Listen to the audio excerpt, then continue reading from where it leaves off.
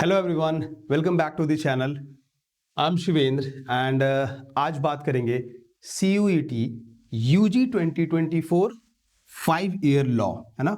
यहाँ पे जो डिस्कशन है आज वो 5 ईयर लॉ पे है। 3 ईयर PG की नोटिफिकेशन ऑलरेडी रिलीज हो गई है, बट 5 ईयर की अभी स्टोरी शुरू नहीं हुई है, नोटिफिकेशन आई नहीं है।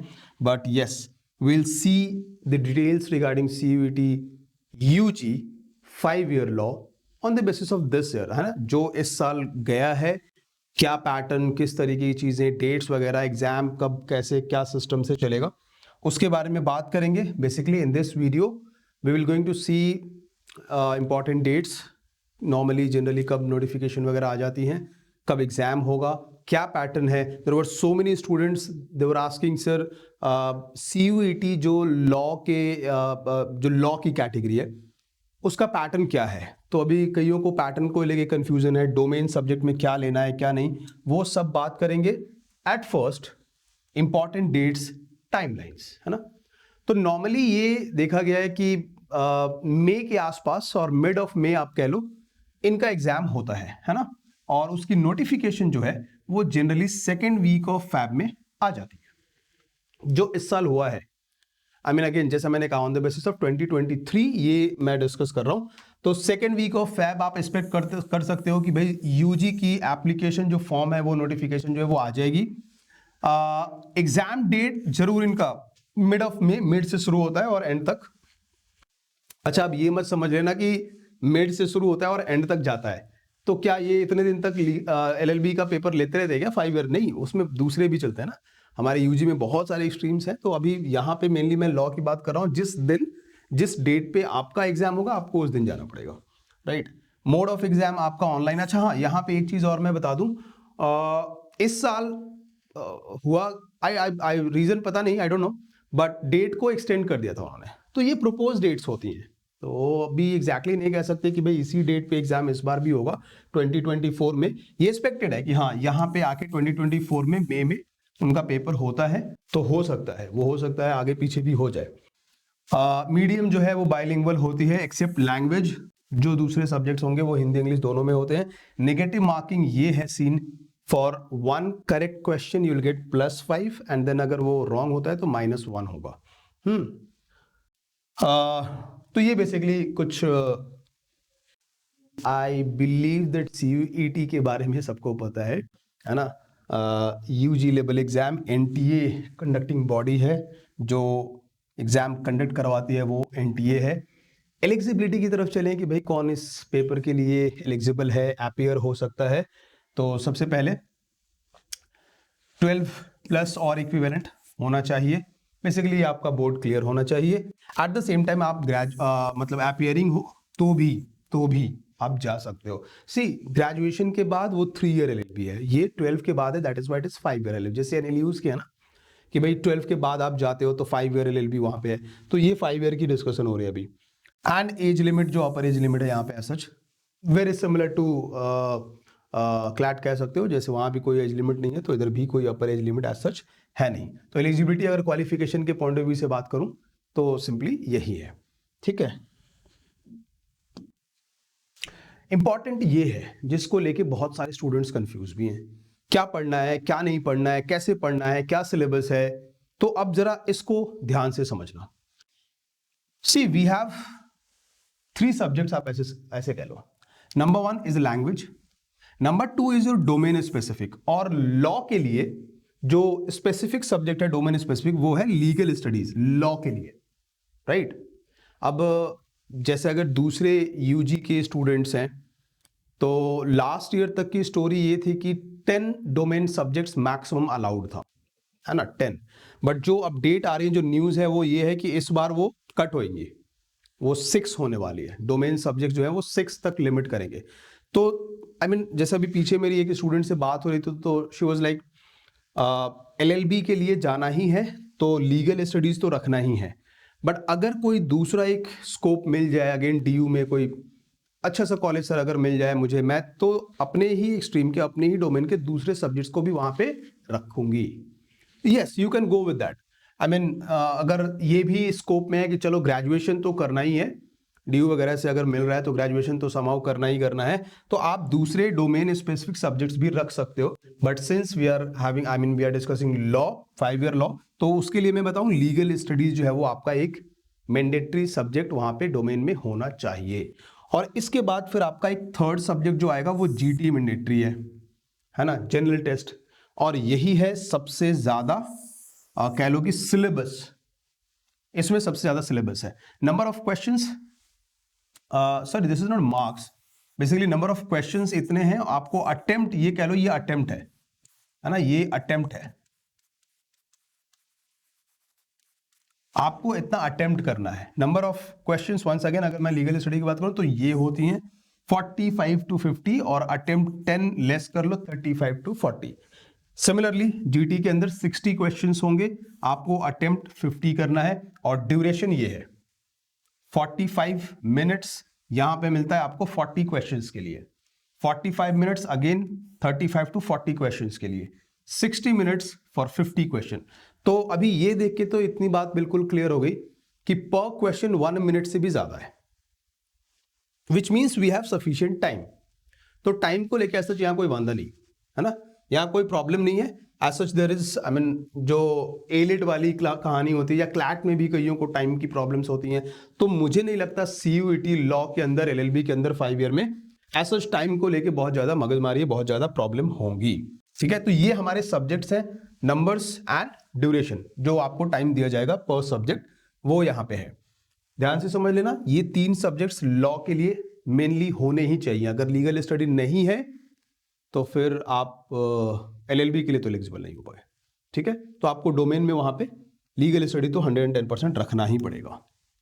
अब बात करूं अगर मैं सब्जेक्ट के अंदर कि भाई क्या क्या पढ़ना होगा, देखो अगर मैं वापस आता है, अगर मैं ये लैंग्वेज की बात करूं, इंग्लिश मेनली यही होता है, तो इंग्लिश ये जो अभी तक आप करते आ रहे थे उसमें एड ऑन्स में थोड़ी बहुत चीजें ये कि ग्रामर वगैरह, वोकैब वगैरह देखना होगा, जो शायद आपने क्लैट के लिए भी देखा है या एलेट के लिए भी देखा है, या आगे स्लैट वगैरह प्लान कर रहे हो, एलसेट प्लान कर रहे हो, एमएचसीटी प्लान कर रहे हो, तो उधर भी आप अभी देखना आपने शुरू कर दिया होगा। तो एज सच लैंग्वेज में अगर मैं रीडिंग कॉम्प्रिहेंशन इंग्लिश की बात करूं, वर्बल एबिलिटी की बात करूं, तो कुछ नया या अलग नहीं करना होगा, उन्हीं सारी चीजों को कंटिन्यू करना है।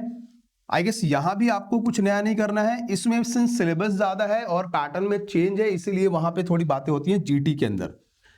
बात करूं अगेन इंग्लिश लैंग्वेज में, तो देखो वो रीडिंग कॉम्प्रिहेंशन आप करते आ रहे हो, क्लैट में बहुत किया है, थोड़ा बहुत ग्रामर, थोड़ा बहुत नहीं, ग्रामर देखना ही होगा इसमें, क्लोज टेस्ट वगैरह जो फिलर्स वगैरह होते हैं, जो क्लोज टेस्ट वगैरह होते हैं वो सब, एंड वोकैब वो आपने क्लैट में भी देखा है, क्लैट के लिए भी वोकैब देख रहे थे, एलेट के लिए भी देख रहे थे, आगे अगर प्लान किया हुआ है तो उसके लिए भी देखना आपने शुरू कर दिया। तो ग्रामर अगर मैं लैंग्वेज की बात करूं इंग्लिश में, तो यही आपका सिलेबस होगा मेनली, बात बन जाती है ना, स्कोर ठीक ठाक भी कर लेते हैं इसमें। ऐसा क्लैट और एलेट की प्रिपरेशन जिसने कर ली उसको यहाँ पे ऐसा जितनी दिक्कत नहीं आएगी, बस उसको थोड़ा ग्रामर पढ़ना पड़ेगा, ग्रामर वगैरह, और इसकी प्रैक्टिस करनी पड़ेगी, फिलर्स वगैरह जो होते हैं, जो क्लोज टेस्ट वगैरह होते हैं।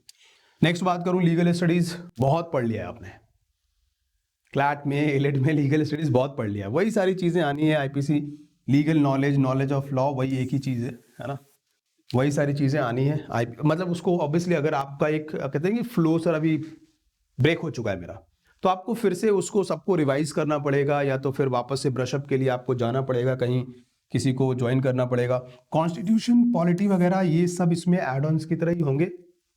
अगेन ये सब भी आपने पढ़ा है, you need to simply brush up, उनको बस आपको चेक करना है, रिवाइज करना है, जितना हो सके मैक्सिमम रिवीजन की तरफ जाओ, क्योंकि लीगल स्टडी एक मेन सब्जेक्ट होगा लॉ के पॉइंट ऑफ व्यू से, स्कोरिंग सब्जेक्ट है, क्लैट वाली कहानी नहीं है, पैसेज बेस्ड जो क्वेश्चंस आते हैं वैसे नहीं आते, डायरेक्ट क्वेश्चंस आएंगे आईपीसी से, आपके कॉन्ट्रैक्ट से, क्रिमिनल लॉ वगैरह जो भी है ना। अब जीटी की बात करूं तो यहां अभी डिस्कशन हेवी है, क्योंकि जो सब्जेक्ट्स आप अलग अलग पढ़ रहे थे क्लैट के अंदर या एलेट के अंदर या बाकी एग्जाम्स में, सपोज रीजनिंग है तो रीजनिंग एक अलग सब्जेक्ट है वहां पे, मैथमेटिक्स, क्वांटिटेटिव एप्टीट्यूड वहां एक अलग सब्जेक्ट है, यहां पे ऐसा कुछ नहीं है। जीटी के अंदर जो कि 60 मार्क्स का है, 50 आपको अटेम्प्ट करना है, इसमें सारी चीजें आ जाती हैं, जीके से लेके मैथमेटिक्स से लेके रीजनिंग तक सारी चीजें। अब मैं आपको यहां बता दूं, जो मेन रोल प्ले करने वाला सब्जेक्ट है वो mathematics and logical reasoning, logical analytical reasoning, GK के क्वेश्चंस होते हैं, क्वांटिटी में कम होते हैं, इंक्लूडिंग करंट अफेयर्स।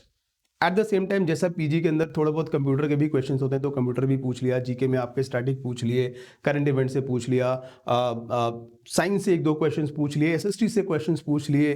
तो यहाँ पे पूरी स्टोरी हो करंट अफेयर को इंक्लूड करते हुए। और अगर मैं 60 की बात करूं तो आप ये समझो कि